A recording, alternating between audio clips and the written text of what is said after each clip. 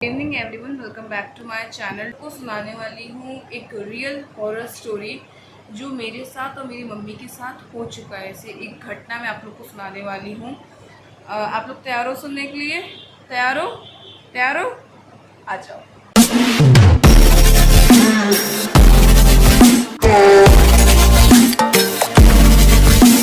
तो ये बात है अप्रैल की बात है। हाँ, अप्रैल की बात है। आई थिंक 22 अप्रैल की बात है ये। मुझे अभी तक याद है डेट, 22 अप्रैल। और उस दिन शायद ट्यूसडे था, ट्यूसडे, हाँ। तो हुआ क्या था कि मैं जब भी नई स्टोरी सोचती हुई हूँ ना, ये बताती भी हूँ ना, मुझे बहुत डर लगता है।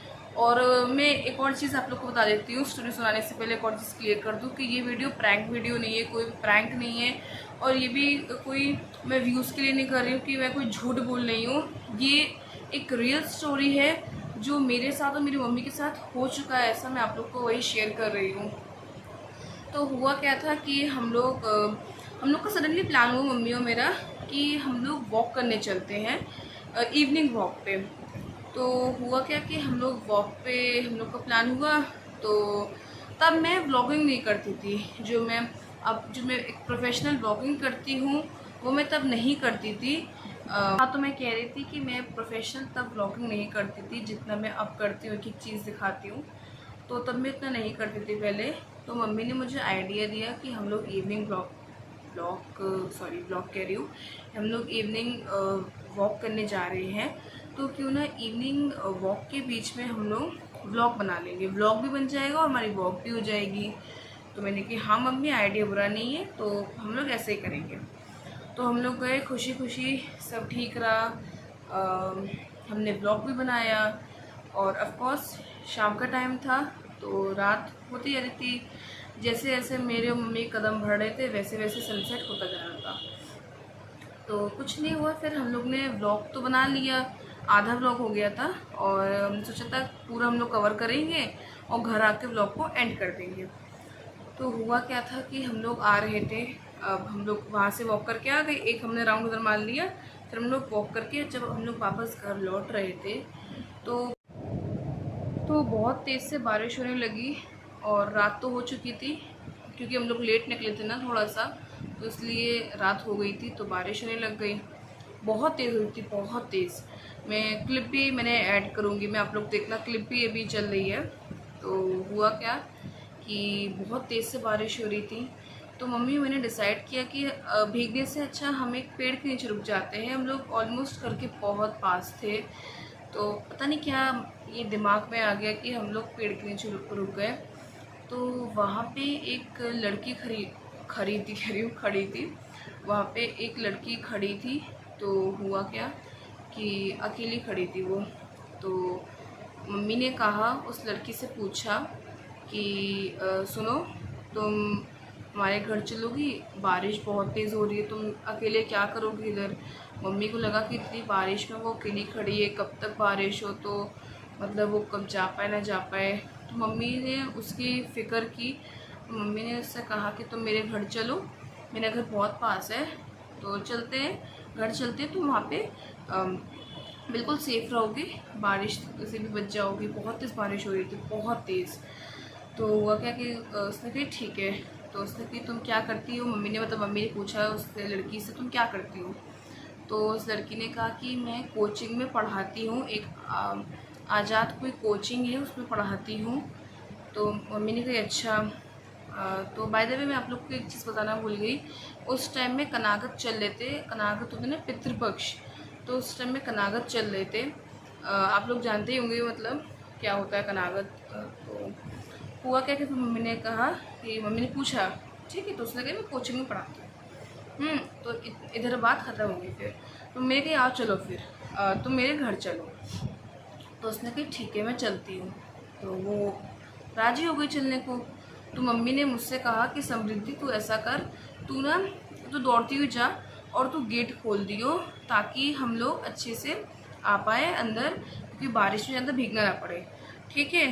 तो मैंने कहा ठीक है मम्मी, मैं दौड़ती हुई चली जाती हूँ, मैं गेट खोल दूँगी जल्दी से। तो मैं आगे दौड़ रही थी, मैं गेट खोलने गई, आगे दौड़ रही थी मैं। तो वो जो लड़की थी वो बीच में थी और मम्मी सबसे पीछे थी। तो मम्मी थोड़ा सा आराम आराम से आ रही थी, वो दौड़ के नहीं आ रही थी, आराम से आ रही थी, और लड़की थोड़ा सा दौड़ रही थी। ठीक है, तो मैं सबसे आगे, वो लड़की बीच में, मम्मी सबसे पीछे। तो मुझे तो पीछे का ऑफकोर्स से दिखेगा, मैं तो आगे देख रही थी, तो मैं अंदर चली गई। अब हुआ क्या कि मम्मी आई और मैंने मतलब मम्मी को मैंने देखा कि वो लड़की आई ही नहीं, वो लड़की गायब हो गई। बहुत अजीब लगा मुझे भी और मम्मी को ये बात। मम्मी ने भी देखा, वो आँखों के सामने ही वो लड़की गायब हो गई, गायब। वो कोई स्पिरिट थी, कौन थी, ये तो मैं भी नहीं समझ पाई आज तक, मम्मी भी नहीं समझ पाई कि वो कौन थी, मुझे भी नहीं समझ में आया। वो आँखों के सामने उस सेकंड वो राजी भी हो गई और वो गायब हो गई। मुझे ऐसा लग रहा है कि अगर वो एक स्पिरिट भी होगी ना, तो हमारे घर के अंदर ना इतने सारे गॉड लगे हैं, इतने सारे भगवान लगे हैं, इतने सारे, मतलब एंट्रेंस पे बहुत सारे लगे हैं, अंदर तो बहुत ही सारे हैं, एंट्रेंस पे भी बहुत सारे लगे हैं। एंट्रेंस पे गणेश भगवान, कलश है, लक्ष्मी गणेश है और सतिया है, बहुत सारे चीज़ लगे हैं। तो लड़की हमारे घर के अंदर प्रवेश नहीं कर पाई और वो प्रवेश करने से पहले ही वो गायब हो गई आंखों के सामने। मम्मी की आंखों के सामने गायब हो गई वो, कहीं नहीं। और ऐसा भी नहीं है कि वो आगे चली गई, पीछे चली गई, क्योंकि हमें दिख जाता, अगर वो आगे भी जाती तो मम्मी को दिख जाता। मम्मी तो पीछे आनी थी ना, मैं तो आगे घुस गई थी घर के अंदर। तो वो लड़की को, मतलब क्या बोलूँ मैं, वो गायब ही हो गई, लड़की गायब हो गई। और वो हम लोग को बिल्कुल भी हार्म नहीं कर पाई। मतलब मुझे ऐसा लग रहा है इसलिए नहीं कर पाई क्योंकि हमने ये कलावा पहन रखा है, आप लोग देख सकते हो, और ये भगवान का पूजा का चढ़ा हुआ है, भगवान का पूजा का है ये, मम्मी ने भी पहन रखा है। तो वो हम लोग को हार्म तो नहीं कर पाई कुछ भी। वो हमारे घर के एंट्रेंस अंदर भी नहीं आ पाई, एंट्रेंस पे इतने सारे गॉड लगे ना, वो एंटर भी नहीं कर पाई, सोचो रैंप पे भी नहीं आ पाई वो। तो ये चीज़ जब मैं सोचती हूँ ना, मुझे बहुत ज़्यादा डर लगता है। मतलब वो आखिर गई कहाँ, नहीं समझ में आया मुझको भी, मम्मी को भी नहीं समझ में आया। और उस दिन के बाद से हम लोग इतना डर गए, मैं आप लोग को बता नहीं सकती। वो ना सितंबर का महीना, तो 22 तारीख थी उस दिन। तो हम लोग ना 4-5 दिन तक बाहर ही नहीं गए डर के मारे। हम लोग ना 4-5 दिन तक बाहर ही नहीं गए डर के मारे, हम लोग को इतना डर लगा। मतलब मुझे ना इन सब चीज़ों पे विश्वास नहीं है इतना, गोस्ट पे या भूत प्रेत पे मुझे इतना नहीं है विश्वास। पर मैं ना जब वो कहानी सोचती हूँ और जो मैंने देखा आपको के सामने, मम्मी ने देखा, मतलब मैं आप लोग को बता नहीं सकती। मुझे ऐसा लगता है कि कुछ चीज़ें होती हैं, मैं बढ़ावा नहीं दे रही इस चीज़ को, पर मैं समझ नहीं पाई कि आखिर वो कौन थी, मम्मी भी नहीं समझ पाई। और हम लोग को इतना डर लगा ना, मैं आप लोग को बता नहीं सकती। मतलब 4-5 दिन तक बात ना घूमती रही दिमाग में कि मतलब क्या हुआ था, मतलब समझ में ही नहीं आया। और हाँ, जहाँ तक बात रही वो आज़ाद कोचिंग की ना, तो उस नाम की कोई भी कोचिंग नहीं है।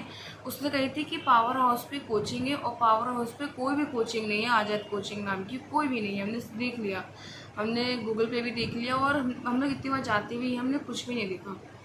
सिर्फ एक आज़ाद कॉलेज है, वो भी दूर है यहाँ से, बंगला बाज़ार पे। तो मैंने देख लिया है कि मतलब कोचिंग तो कोई नहीं थी उधर, और वो लड़की कौन थी वो हमने आज तक कभी भी नहीं देखी। फिर उसके बाद से वो कभी नहीं देखी हमने आज तक।